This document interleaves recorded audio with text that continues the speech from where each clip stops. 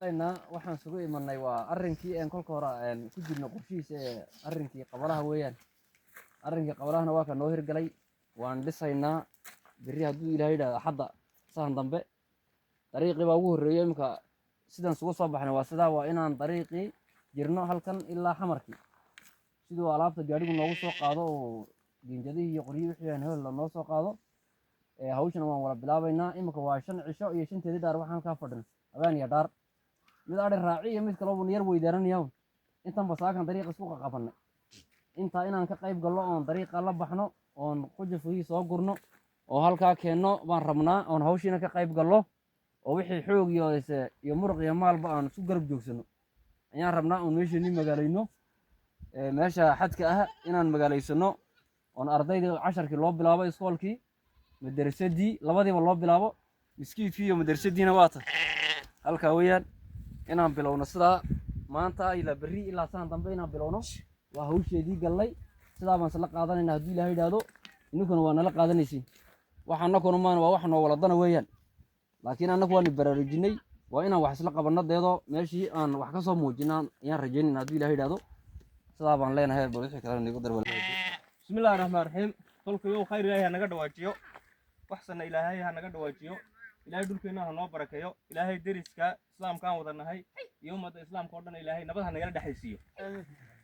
inta ka soo waxaan ugu imanay saasayaha sida ay nolosha waqtigan ay u socoto iyo waxa la filan kara inay dadkeenu marka dambe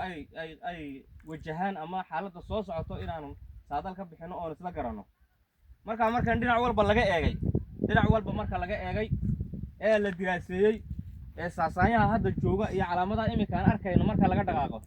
laba shayba saaxadda way ka baxayaan noloshii reer guura oo aqal aw ku rarta oo meel ka guuro oo meel kala dega waa la waayi doonaa 10 sano kadib maanta laga bilaaba ilmaha maanta dhasho markuu uu 10 jir gaadho 10 sano kadib reer guura ma arki doontiin oo reer guuraaya waxa kale oo la waayi doonaa oo meesha ka bixi doono meel bannaan oo ay dadbanahayn oo xoolo ku dareeraan ayaa la waayi doonaa iyadana lama arki doono dhulka dhan dad baa wada sheegi doono meel walba qof baa yeelan doono marka xaalad soo socoto haday tahay masiibiyo haday tahay wax kalaba laba bay noqotaa midaad og tahay oo inay soo socotay aad fahamtay oo u diyaar garowday iyo min aad ogeyn oo fadhiga kugu qabatay labada mid bay noqotaa Soomaa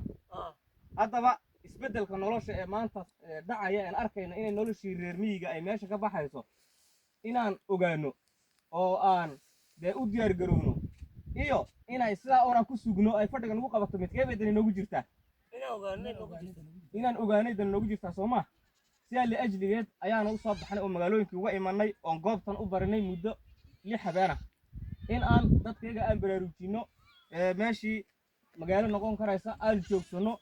meeshii waxa la istiraatiiji ama uu cadow naga furan yahay ama furina si aan dhulkeena u haysano dadkeenuna ay nolosha ugu sii dhaqnaadaan ayaan markaa u soo baxnay waxaan isla qaadanay goobtan inaan magaalo ka sameeyno 5 habeen oo dhan ba halkan baan ku wareegaynaa magaaladii baan dhignay balaangeegii baan sameeynay maxaa meelihii danta guud noqonay baan sameeynay meelihii dadku ay degayeen baan yaan isla garanay meelihii maamulka iyo qabalaha laga dhisay baan isla garanay meeshii wax walba noqonayso baan isla garanay ayaan calaamadaynay calaamad ka sameeynay haddaba maanta wixii laga bilaabo waxaan bilaabaynaa dhismihii inaan madrasadii aan dhisno ubadku wax noogu baranayeen inaan miskiidkan ku cibaadaysanayna dhisno inaan aqalkii qabalaha aan dhisno inaan maxaa wax kasta oo adeeg shacab aan dhisno marka inaga bulsho ahaan mid baan iga rabnaa mid anaga ni ballan qaadayna midna inaga noo ballan qaaday anagu waxaan ballan qaadaynaa wax kasta oo adeega ay bulshada u baahan tahay gooray ahaata iyo xilli ay doontaba ha ahaatee inaan keeni doono halka iman doonaan taa baan anagu ballan qaadaynaa haday tahay waxbarashadii haday tahay biyihii haday tahay caafimaadkii xoolaha iyo tii dadkaba iyo haday tahay wax kasta oo adeeg u bulshada u baahan tahayba inaan anagu keeni doono aan ballan qaadaynaa inaguna mid baan noo ballan qaadaysiin in ay reeruhu guurin ay iska yaalaan oo dhulka loo sabro oo loo dul qaato mid baan noo ballan qaadaysiin ma noo ballan qaadi karaysiin waan ballan qaadi karaynaa ma aali karaysiin dhulka haddaba ballantaan anagu qaadnay maantaan ka bilaabaynaa ilaa iyo muddo 5 sano hadba karaanka wuxuu noo suurta galaan qabanaynaa laakiin iniga ballantiinu maanta ka bilaamaysaa iniguna sidoo kale muddo sanad gudaheeda waa inaan la arkan reerkii oo yaala dhulkii oo laga qabsaday oo beero noqday dad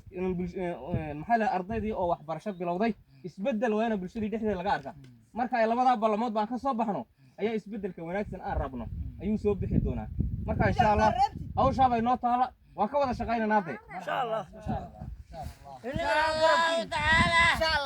Allah niliban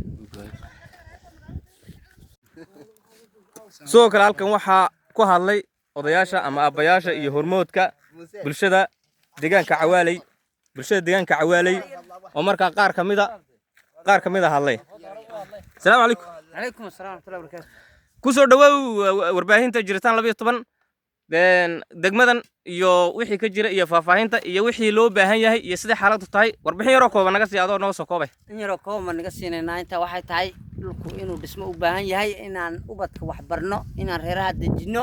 geedigi iyo garawalaalkii waxaan inaan ka nabad galno fadhino dhulkeena eegano iyaan u baahno cadawgana ka ceshin sax laakiin haddii aad inta noo fali karaysiin waan ogol lahay annagu degmaanka waan u degaynaa qabalaha waan dejinaynaa waan dhisanaynaa halkaas aan fadhinaynaa waana nabadgelyo yaa labaynay waaye ku soo dhawow jiritaan 12 adigoo kamid ah aabbayaashii degmada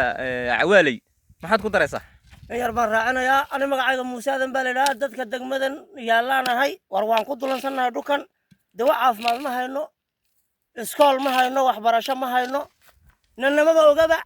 dadka reer guuraaga hoos u socdo maanahay hadda waxaan ballan qaadaynaa inaan